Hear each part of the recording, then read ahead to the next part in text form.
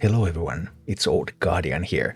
Showdown in the Badlands is just 1 day old, but HSReplay already had some statistics available about the new expansion.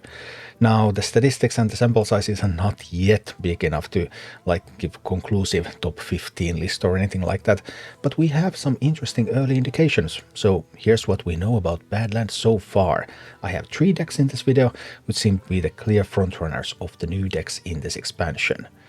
And coming in at number 3, we have Dragon Druid, but it's not the Highlander Dragon Druid.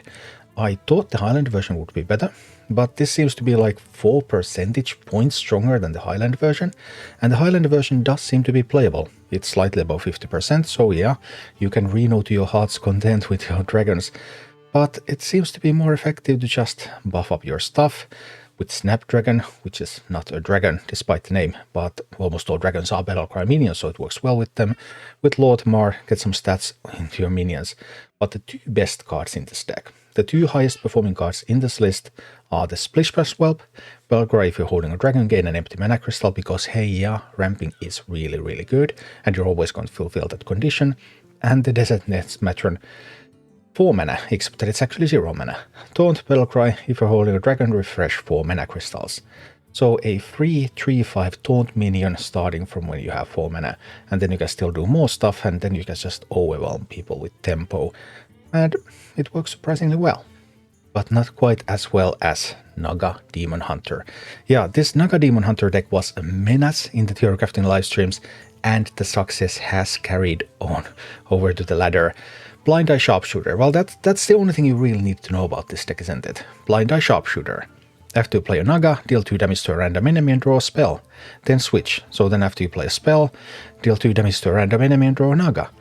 So cheap Naga, cheap and free spells. Sharpshooter, boom, boom, boom. In theory crafting live streams, I was OTK'd by this deck on turn 6, on turn 7, on turn 8, and yeah, it just carries on to the ladder. We'll see.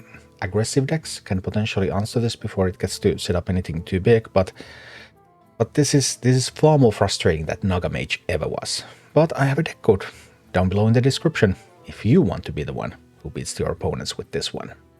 And finally, the meta tyrant of the first day, and it's none other than Excavate Warlock, the Snake Warlock, the Mining Warlock, whatever you want to call it.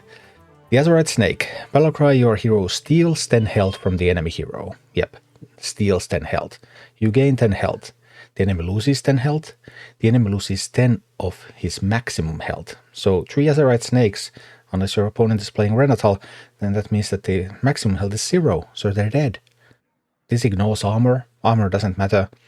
It's pretty bonkers. But what kind of deck should you build to abuse this to the maximum?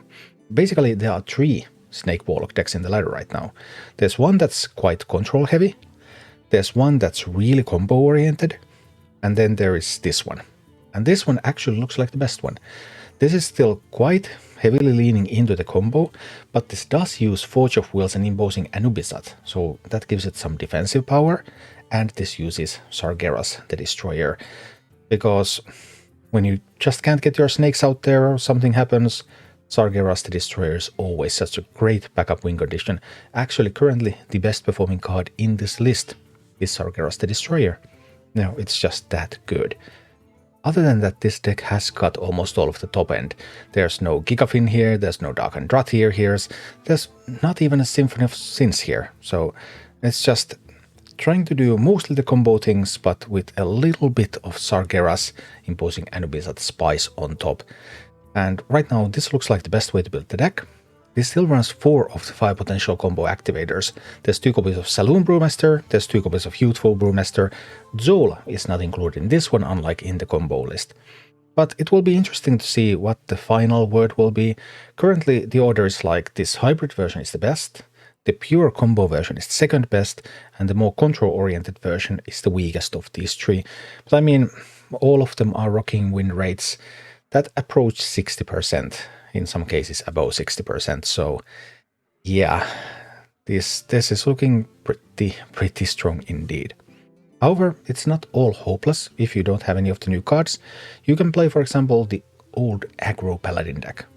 Aggro Paladin, just hit them in the face real hard, pretty much works against all of these. So there is still hope in this world, but these 3 are the top 3 new decks that you can play and dominate the ladder right now. Thank you for watching. Click like and subscribe if you enjoyed this, and a special thanks to all of my Patreon supporters, YouTube members and Twitch subscribers who make all of these videos possible.